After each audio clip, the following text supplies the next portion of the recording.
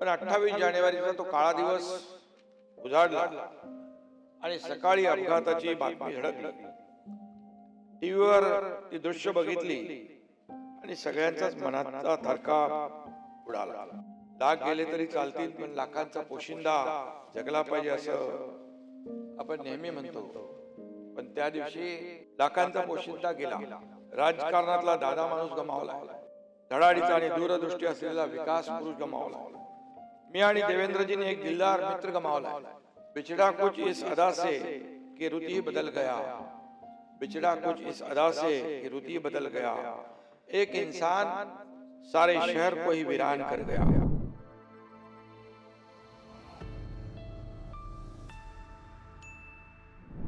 काम करत असताना आजचा दिवस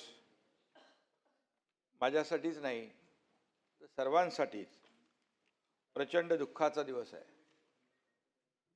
आपल्याच एका सहकार्याच्या श्रद्धांजली सभेत बोलण्याची वेळ येणं यासारखं दुसरं दुर्दैवी काहीच असू शकत नाही। आणि त्यातही तो सहकारी अजितदादांसारखा उमदा स्पष्टवक्ता राजकारणी असेल तर सगळ्यांनाच खचून जायला होतं, ही वस्तुस्थिती आहे। अजितदादा आपल्यातून जाऊन आता जवळजवळ 1 महिना होईल, पण अजितदादांची आठवण आल्याशिवाय एकही दिवस जात नाही, ही वस्तुस्थिती आहे। दादांच्या जाण्याने निर्माण झालेली पोकळी कधीच भरून निघणार नाही।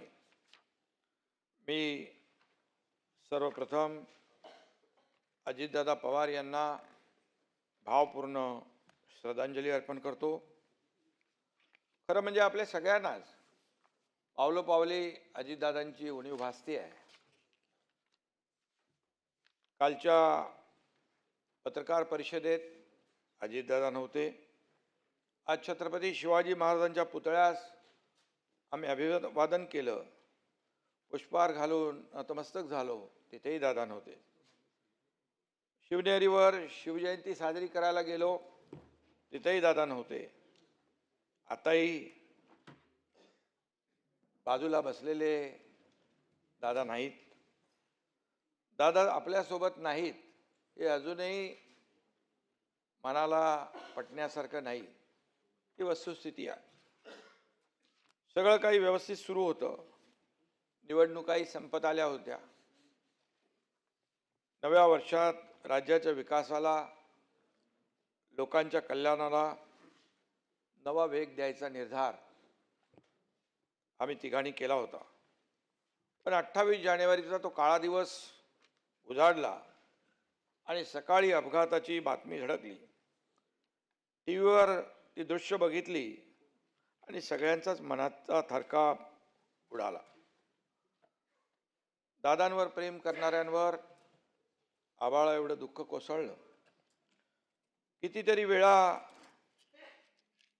कुणाचाच या बातमीवर, माझाच काय, कुणाचाच या बातमीवर विश्वास बसत नव्हता। प्रत्येकाच्या डोळ्यात अश्रू होते, मनात दुःख होतं। दादा वेळ कधीच चुकवत नव्हते, पण त्या दिवशी नियतीने मात्र वेळ चुकवली। लाख गेले तरी चालतील, पण लाखांचा पोशिंदा जगला पाहिजे असं आपण नेहमी म्हणतो। पण त्या दिवशी सभापती महोदय अगदी विपरीत घडलं। लाखांचा पोशिंदा गेला। दादांचं नाव अजित होतं, पण नियतीसमोर ते जिंकू शकले नाहीत। दादा लाखो त्यांच्या कार्यकर्त्यांना, अनुयायांना, त्यांच्यावर प्रेम करणाऱ्यांना अनाथ करून गेले, ही मात्र वस्तुस्थिती आहे। यामध्ये मी एवढंच म्हणेन, बिछड़ा कुछ इस अदा से कि रुत ही बदल गया, बिछड़ा कुछ इस अदा से कि रुत ही बदल गया। एक इंसान सारे शहर को ही वीरान कर गया। या दुर्घटनेनं पवार कुटुंबियांवर काळाने घाला घातला। दुःखाचा डोंगर कोसळणं म्हणजे काय असतं हे मी स्वतः देखील अनुभवलं आहे. माझी 2 मुलं अपघातात मी गमावली, त्यावेळी मी दुःख पाहिलं आहे.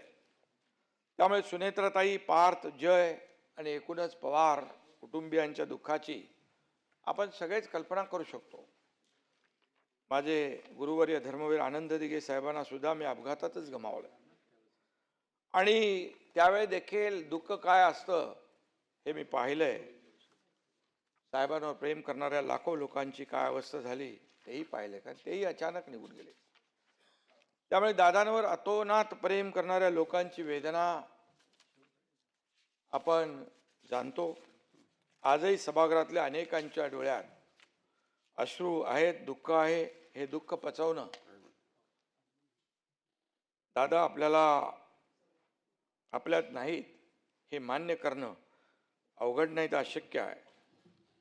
आपल्या राज्यानं एक अत्यंत कर्तृत्ववान नेता गमावलाय. शब्द आणि वेळेला किंमत देणारा नेता गमावलाय. एक खंबीर निर्भीड लोकनेता गमावलाय. राजकारणातला दादा माणूस गमावलाय. धडाडीचा आणि दूरदृष्टी असलेला विकास पुरुष गमावलाय. मी आणि देवेंद्रजींनी एक दिलदार मित्र गमावलाय. या सभागृहाने एक शिस्तप्रिय आणि आदर्श मंत्री गमावलाय. जनतेच्या प्रश्नाप्रती तळमळ असलेला लोकप्रतिनिधी गमावलाय. दादा माझ्यापेक्षा वयानं मोठे होते, अनुभवानेही मोठे होते. मी माझा मोठा भाऊ गमावलाय असं सातत्याने ते गेल्यापासून वाटतंय. दादा फणसासारखे होते, बाहेरून कडक आणि आतून मऊ. सभापती महोदय, दादांच्या बोलण्यात ग्रामीण बाज होता. आवाज राकट पण गोड होता. एकनाथराव ही दादांच्या स्टाईलची हाक माझ्या कानात आजही घुमते आहे. सभागृह असो, पत्रकार परिषद असो, कार्यक्रम असो, कॅबिनेट असो, अधिवेशन असो, प्रत्येक वेळी दादांची आठवण आपल्या प्रत्येकाला येत राहणार. बजेट अधिवेशन म्हणजे दादांचंच अधिवेशन. सचिव, अधिकारी, आमदारांच्या फायलींमध्ये बिझी असलेले दादा आपल्या सगळ्यांना आठवत आहेत आणि त्यावेळी त्यांची जी काय तगमग असायची ती आपण पाहिलेली आहे. आणि इथं खरं म्हणजे खालच्या सभागृहात जयंतरावांनी 10 वेळा, सुशीलकुमार शिंदेनी 9 वेळा अर्थसंकल्प सादर केला. दादांनी या दोघांचा रेकॉर्ड मोडून 11 वेळा अर्थसंकल्प सादर केला. दादा खऱ्या अर्थाने विक्रमवीर ठरत होते, परंतु ते नियतीला मंजूर नव्हतं आणि नियती अत्यंत क्रूर आहे. तिच्यासमोर आपण सगळे हतबल असतो. हे कटू सत्य पुन्हा आपल्याला पचवावं लागतंय.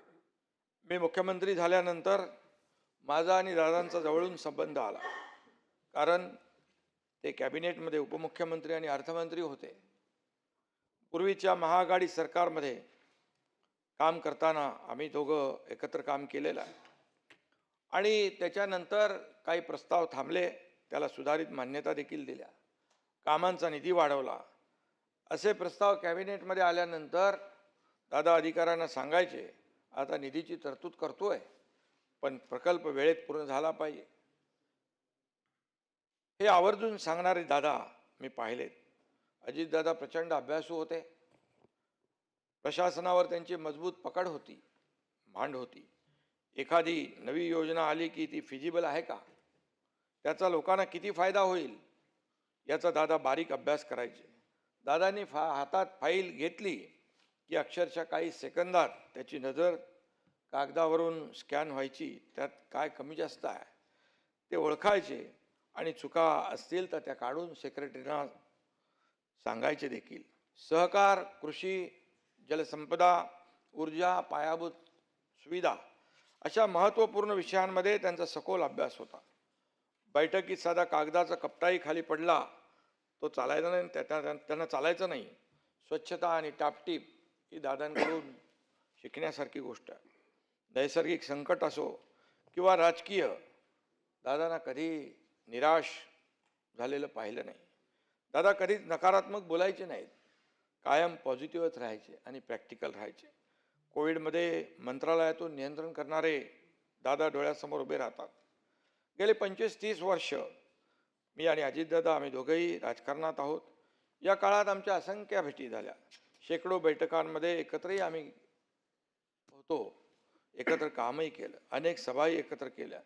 त्यातल्या अनेक घटना, किस्से, प्रसंग सारखे डोळ्यासमोर येत असतात. त्यातल्या 2-4 घटना प्रामुख्याने आठवतात. त्यातली एक घटना आपण सर्वांनी टीव्हीवर पाहिली. 2024 साली विधानसभा निवडणुकीचा निकाल लागल्यानंतर सरकार स्थापनेच्या चर्चा सुरू होत्या.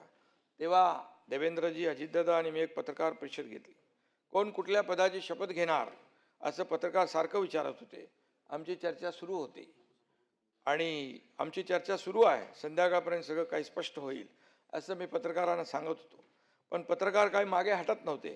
तेवढ्यात दादांनी माझ्या हातून माईक घेतला आणि म्हणाले, एकनाथरावांचं मला माहीत नाही, परंतु मी मात्र उपमुख्यमंत्री पदाची शपथ घेणार आहे, हे नक्की. त्यानंतर पत्रकार परिषदेमध्ये एकच हशा पिकला. पत्रकारांना ही बातमी मिळाली. दादांच्या हजरजबाबीपणाची अशी असंख्य उदाहरणं या ठिकाणी सांगता येतील. असेच अनेक उदाहरणं आहेत. आणि मी आणि अजितदादा आणि देवेंद्रजी यांचं एक बॉन्डिंग होतं. आणि एक म्हटलं तर ट्रायंगल ऑफ स्टॅबिलिटी अशा प्रकारचं आम्ही काम करत होतो. आम्ही समभुज त्रिकोण होतो. सगळ्या बाजू, सगळे कोण सारखे. आम्ही तिघे एकत्र आलो आणि महाराष्ट्राची भूमिती चांगली झाली. तवरून ताकभात ओळखतात तसे आम्ही एकमेकाच्या मनात काय ते ओळखू लागलो. पण काळाच्या मनात काय दडलं होतं हे कुणालाही ओळखता आलं नाही. आणखी एक प्रसंग आठवतो, तो 2024 सालच्या बजेटचा. मी मुख्यमंत्री होतो, सभापती महोदय. लाडकी बहीण योजना सुरू करायची होती. त्यासाठी बजेटमध्ये अंदाज घेतल्यानंतर 46,000 कोटी रुपये लागणार होते आणि त्याची तरतूद करायची होती. मी आणि देवेंद्रजींना देखील मी सांगितलं, योजना आपल्याला करायची आहे. आमचं एकमत झालं. आम्ही दादांनाही सांगितलं की मुख्यमंत्री, माझी लाडकी बहीण योजना आपल्याला करायची आहे, करावी लागेल. आणि त्यावेळेस मी मुख्यमंत्री असल्यामुळे आग्रह माझा जास्त होता आणि दादा कसलेले अर्थकारणी होते. त्यांनी लाडक्या बहिणींसाठी देखील तरतूद केली आणि विकास कामांना देखील निधी कमी पडू दिला नाही आणि आपल्या राज्याची आर्थिक स्थिती देखील, आर्थिक घडी देखील विस्कटू दिली नाही. हे दादांनी त्यावेळेस केलेलं काम आजही माझ्या डोळ्यासमोर आहे.